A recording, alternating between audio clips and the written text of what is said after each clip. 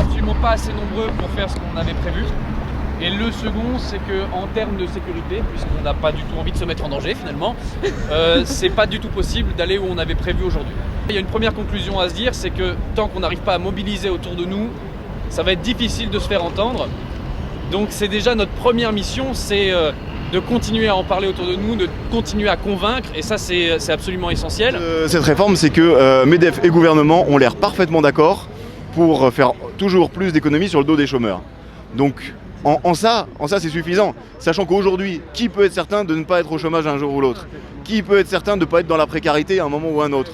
Nous, on est intermittents, on connaît cette précarité à peu près au quotidien, mais les copains qui sont intérimaires, les copains même qui sont en CDD ou même en CDI, eh bien, le recours à l'assurance chômage, c'est un droit, et c'est un droit pour tous, qui risque d'être utilisé par tout le monde, donc ne laissons pas ça se perdre. Et c'est quand même aberrant qu'on donne 40 milliards aux entreprises pour qu'ils embauchent. On voit qu'ils n'embauchent pas. Ces 40 milliards, on a plein d'autres endroits où ils seraient utiles. Mais ce qu'on vous propose, pour pas être venu pour rien, c'est qu'il y a un rassemblement qui existe. C'est devant Europe 1, c'est à l'appel de Monsieur Ruffin de Fakir. Ce rassemblement existe puisqu'il y a eu une assemblée générale lundi et que cette assemblée générale a dit qu'il fallait absolument faire de la convergence, aller se renseigner auprès des copains, aller se renseigner auprès de ce qui existe déjà. Bah là, il se trouve qu'il y a quelque chose qui existe. Donc on vous propose de les rejoindre. Et peut-être qu'avec beaucoup de chance, s'il y a beaucoup de monde, et ben on pourra encore s'amuser. À propos du film Merci Patron qui sort aujourd'hui. Au début, ils avaient une interview qui était prévue sur Europe 1, puis après la direction elle leur a dit bah non, non, c'est trop polémique ce film, donc on leur supprime leur interview. Finalement, à force de persuasion, ils ont réussi à l'avoir.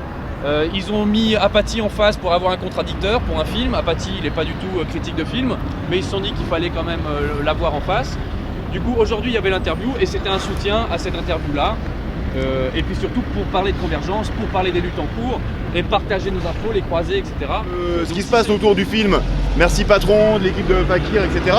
C'est quelque chose qui justement essaye de faire converger les mobilisations. Hier à la Bourse du Travail, il y avait 1 millier de personnes pour parler du lien qu'il pouvait y avoir entre les personnes d'Air France, celles d'EDF, celles qui se mobilisent sur Notre-Dame-des-Landes, les intermittents, les sans-papiers contre la guerre. Voilà, il y a cette jonction qui se fait, qui nous semble intéressante. Le danger, encore une fois, c'est de se laisser rattraper par des choses qu'on ne maîtrise absolument plus. Donc il faut reprendre la main, reprendre notre propre calendrier et décider nous-mêmes, finalement, des propositions, nous-mêmes, de ce qu'on a à y faire. Et c'est pas subir en permanence, c'est arrêter de suivre la feuille de route du MEDEF, arrêter de suivre la feuille de route du gouvernement, et c'est surtout ne pas se tromper d'ennemi. Notre ennemi, c'est le gouvernement, notre ennemi, c'est le MEDEF, et il faut vraiment le faire entendre. Et ça sert à rien de lambiner pendant des heures, en tortillant, en essayant de faire des fausses luttes chacun dans notre coin. Non, il faut être tous ensemble, parce qu'on a un ennemi commun, c'est le MEDEF, c'est le gouvernement.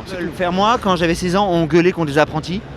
Et là, ils veulent faire bosser des moins de 18 ans 12 heures par jour. Je sais même pas comment quelqu'un ose y penser en 2016 en France. Non mais déjà, penser, pas l'écrire, même pas le dire, le penser. Je pense que c'est la fin de tout là. C'est la fin de tout. Ouais. Moi merci, hein, c'est la fin de tout. On peut plus rien faire. On peut plus rien faire. Ça veut dire on change tout.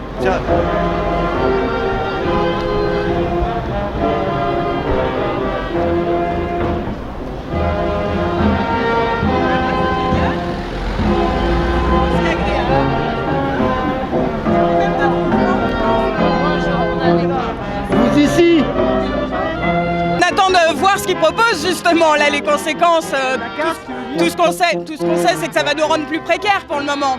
Les conséquences, c'est précarisation à outrance, c'est baisse des droits de tout le monde, c'est devenir les esclaves modernes quoi, déjà qu'on l'était pas mal, mais alors là c'est de pire en pire. On n'arrive pas à croire une seconde que des gens qui se disent de gauche puissent proposer des choses comme ça. Pas de repos, soumission totale aux desiderata des employeurs.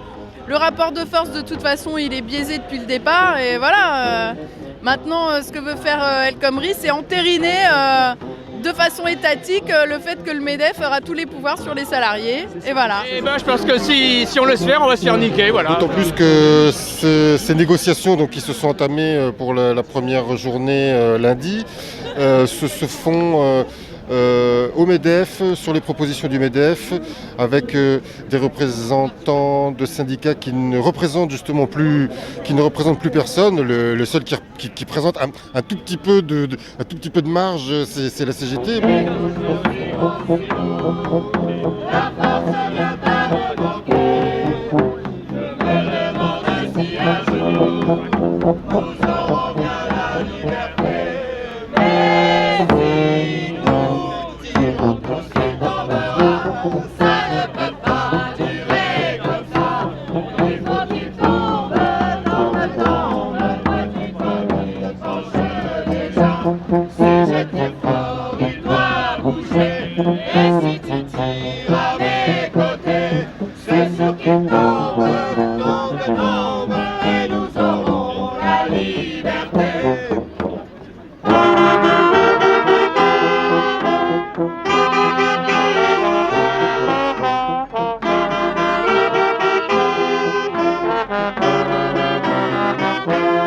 Ils ont tout faux, quoi. Il n'y a que des mauvaises idées dedans.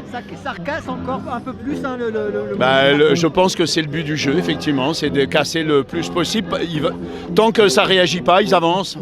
Donc c'est à nous d'avancer pour empêcher que ça continue. Les chômeurs vont se faire niquer, les salariés vont se faire niquer. Bon, leur tâter, je sais pas. Il n'en a pas encore été question, mais ça viendra peut-être. Taper sur les petits, c'est plus facile. On va pas taper sur les gros, les parachutes dorés, les évasions fiscales. Non, ceux-là, ils sont protégés. Puis de toute façon, toute la presse est tenue par 8 milliardaires. Bon, c'est tout. On les connaît tous. On sait bien que c'est pas là qu'on va trouver un peu de sauvegarde. On est défendu par nous-mêmes. On se retrouve dans la rue aujourd'hui avec le peu de mobilisation qu'on a pu avoir. C'est un premier rendez-vous. Il y en aura d'autres. Il faut que les gens y comprennent aussi que les choses se mettent en place. On est là jusqu'à fin juin.